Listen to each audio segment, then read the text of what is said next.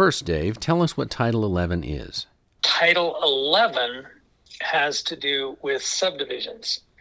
So, for instance, when Summit Creek built their subdivision, Title 11 controls what are the rules you have to follow in building that subdivision. And it is a big deal. I mean, we're talking about how big can the lots be? How small can they be? What are the setbacks? What are the how much piping needs to go in? How much conduit? How much road base? What's the width of the roads? I mean, you think about what makes a community and what makes a look and a feel and makes it feel like a one area. It's these ordinances. What's the difference between this Title 11 and our old ordinance? So in theory, nothing. Okay. I say in theory because so I'm actually going into the version I have on my hard drive, probably a good couple gig of files that represent different versions of these titles. So with Title 11, it was actually pretty clean, as I recall, but there were some things that sometimes things are said twice, or they need to be moved around and kind of cleaned up. Yeah. There weren't a whole ton of changes. What there are parts that have been moved out. There have been parts that have been, kind of the wording has been changed, but the intent or the meaning remains the same. There was some language that got added regarding private streets. The lawyers would ask us questions, we would respond, and then they would add text. They'd say, do you want it to be this way or do you want it to be that way? Well, part of what happened was Wayne, knowing that we do have private streets, even though our existing ordinances say no private streets. So he added text that would make it possible, but it required Planning Commission and City Council approval. And since that was not part of our existing ordinances, we removed that. There were things in the non-motorized trails, hikings, and walkway that didn't belong.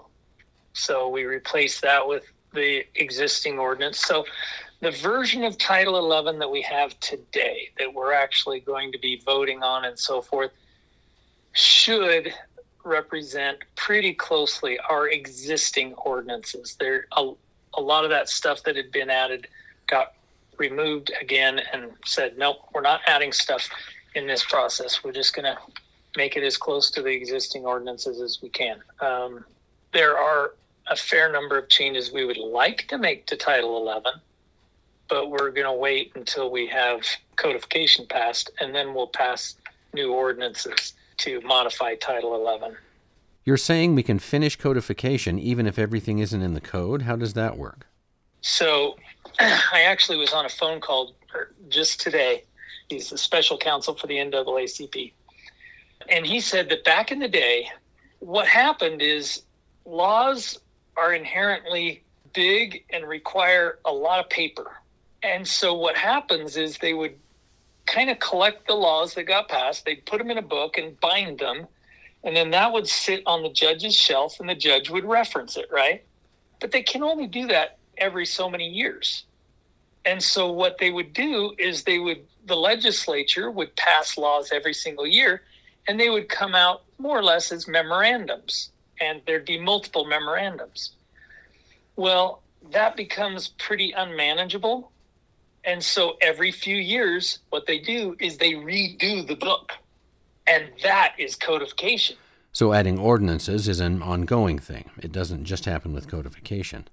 Yeah, if we need to make more changes, that's what government's about. That's what a council does, is we pass new ordinances. So if we need to make changes, we can always make them. And I understand that there are some regulations that never become an actual part of the city code. Like there's the hillside development. That's a good example. Hillside development standards. A great example of this is down Valley View Way. So there's some property that's currently being developed. It's called the Bell Subdivision. And if you had looked at it before they started moving dirt around, you would have gone, there's no way you can build a house on this. It's too steep. Well, that's what the hillside development standards are all about, is they say, okay, you can develop as long as the slope is less than this, and as long as you have this much space and so forth. The problem with those rules is putting them in the actual title was problematic, just because as we develop different parts of Woodland Hills, sometimes those standards matter and sometimes they don't. And so we moved them out of the ordinance, but instead we reference them in the ordinance and say, you have to follow our hillside development standards, but that's now in a separate document. So it still has to be followed. It just makes it way easier and way less expensive for the city to modify it. There are some things in Title 10 that we did that way that have to do with the state geohazard maps. So we reference them because they come from the state. They're not ours. In the past, we actually have included them in the actual ordinance, but they change more frequently than we get around to codification. We just found out that there are like 2 or 3 additional fault lines in the city of Woodland Hills. And so that then could impact how we develop subdivisions in those areas where there are fault lines. Gotcha. And we didn't know about them before. So, I mean, there's all kinds of different reasons. It's not like we don't change these things that often, but what it is it's just you need that flexibility when things do change, that you don't have to go and pay a whole bunch of money. Bottom line, where can residents go if they want to compare the old code with this new one? That group that I was meeting with, the citizens group, that's kind of what we did. And so we've got posted on the website. I'm just going there right now so that I could. In there are basically all of the things that Mike Lauritsen found that were different. Mm-hmm. And then they have the responses from Wayne that kind of state why those changes were made. And so it's a really handy little reference if you just want to look at the changes that got made.